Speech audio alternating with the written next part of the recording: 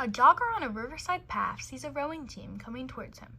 Relative to the ground, the jogger is running at 10 kilometers an hour west, and the boat is sailing at 20 kilometers an hour east.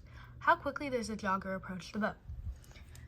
So, we know that our jogger here is going to be going 10 kilometers an hour. And here, we know our boat's going to be going 20 kilometers per hour.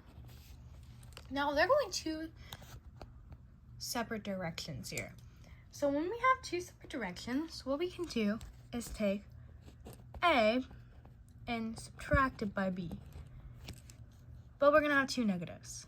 So when we're looking at vectors, one's going to be negative and one's going to be positive when they're going in two directions. For the sake of this problem, let's make 10 negative. Since it's going this way, it's going against this one.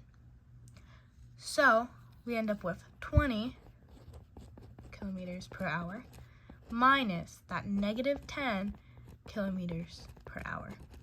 So it ends up being 20 plus 10, which is 30 kilometers per hour.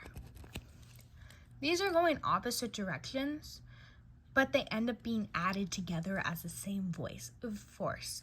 It's kind of thinking like absolute value, except it's a little different just because the velocities are going different ways.